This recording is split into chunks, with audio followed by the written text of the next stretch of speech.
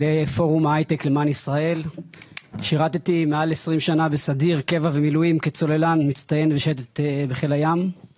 ניהלתי מעל עשור והנפקתי בנסדק, חברת תרופות ישראלית שהביאה לעולם תרופה פורצת דרך לטיפול בכוויות.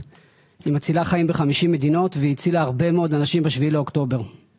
כיום אני יושב ראש חברת עינם מירושלים שפיתחה תרופה ננו-טכנולוגית המשמשת לטיפול בחולות סרטן.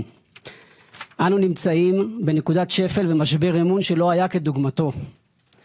המהפכה המשטרית פגעה קשות באמון הציבור בנבחריו וחשפה במלוא ערוותם את מי שפועלים מאינטרסים אישיים ופוליטיים במקום ממלכתיים ודמוקרטיים.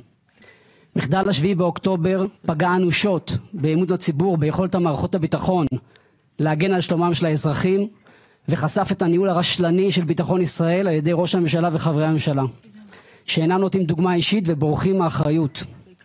גם לאחר האסון, היעדר התפקוד של הממשלה והתיקון המופקר של התקציב שהקצה מיליארדים למטרות קואליציונית צרות ולמשרדי ממשלה מיותרים במקום לשיקום, לצמיחה וטיפול ביוקר המחיה, והמשך החריגה אף מיעדי הגירעון המעודכנים הביא לאובדן אמון של הגופים הכלכליים הבינלאומיים בהנהגה הפיזיקלית של ישראל, ולראשונה מאז ומעולם להורדת דירוג האשראי.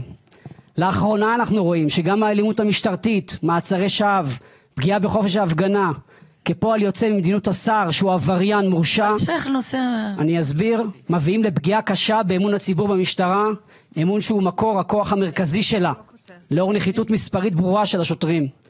כל מנהל באזרחות וכל מפקד בצבא יודע שהאמון של פקודיו הוא התנאי הראשון וההכרחי ליכולתו להוביל ולהניע את אנשיו להמשך תרומה ועשייה וגם למילואים.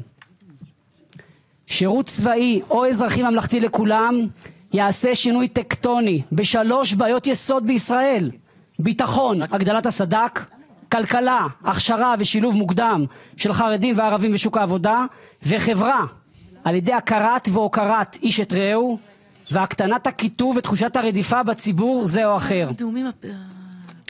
אנו פונים לנבחרי הציבור ואומרים: שגיתם לפני 7 באוקטובר, התעלמתם מהקולות הברורים, לא קראתם את הכתובת, אז תקראו אותה עכשיו.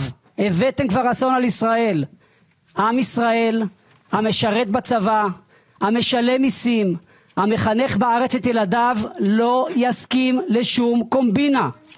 במקום גידול במספר המשרתים ובמקום להגדיל את הפול של אלה שכן כבר נמצאים במילואים, הקומבינה הזאת תגרור קיטון דרסטי לאור העצמת משבר האמון. וזה הקשר. האמון הוא חוט השני ליכולת לגייס גם את האנשים שנמצאים במילואים. ואנחנו אומרים, במקום לחפש תרגילים פוליטיים שהציבור בכללותו לא יקבל, דרך המלך שברורה כשמש לעם בישראל היא הרחבת תשתית הגיוס לצה"ל למודל של שירות צבאי או אזרחי ממלכתי לכולם. השוויון בנטל חיוני לביטחון, הכרחי לכלכלה ונדרש כאוויר לנשימה לאחדות שבטי ישראל, והוא ראוי, אפשרי ויטיב עם כולם. נעשה ונשמע והוא יעשה שלום בינינו ועל כל ישראל ואמרו אמן. תודה. תודה.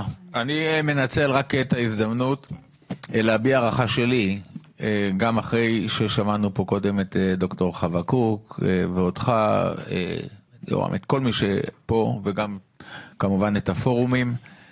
יש לי הערכה מיוחדת לאנשים אזרחיים שאכפת להם ומחליטים לקחת את האכפתיות הזאת למעשה, ומקדישים מהזמן והמאמצים שלהם לטובת כולנו. ואני אומר את זה, לא משנה מה העמדה של כל אחד, אני חושב שזה חלק מהדברים שמאפיינים את החברה הישראלית, אני אגיד את זה ככה, את הטוב שבחברה הישראלית.